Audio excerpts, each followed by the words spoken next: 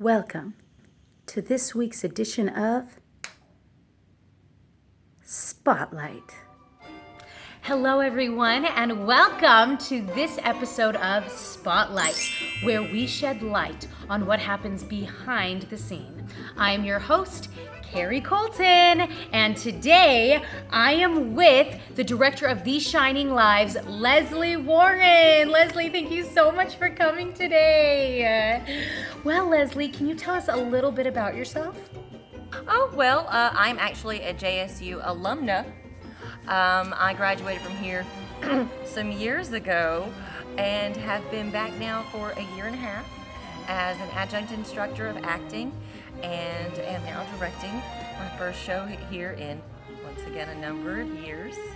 I've also taught at Jefferson State Community College. I'm originally from the area. I went to school in North Carolina, worked as an actor in Atlanta for several years, and now live in Pell City with my husband and 6 pets. Oh, excellent. Leslie, could you tell us a little bit more about your concept for These Shining Lives and anything else about the show we should know?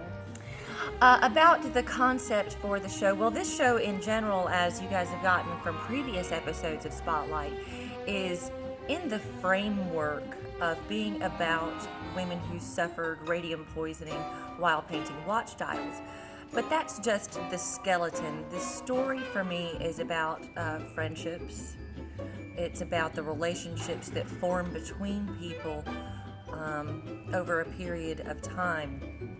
So the concept that we went with is actually a little bit different than I've seen other people do with this show. And it came out of conversations with designers and other people involved with the show. One of the designers during a meeting just said something about a museum, and I would say light bulbs, but it was more like fireworks in my brain went off. So we're actually taking this show and we are setting it in a museum exhibit, as though the audience is coming to a museum to see the exhibit, but it gets performed for them live, which is pretty neat. Oh, excellent. Leslie, can you tell us what has been the most challenging part about this process? My greatest challenge so far, I have a couple of challenges. It's hard to narrow down which one is the greatest one. I think one of them is we actually have 7 actors in the show. 5 of them play multiple roles. So as a director, it's my job to guide them to have very clear choices and clearly define those varying characters. But because this is not a comedy, none of them can end up being caricatures. We need them to be real, believable people, but still very different, though being played by the same person. That's great.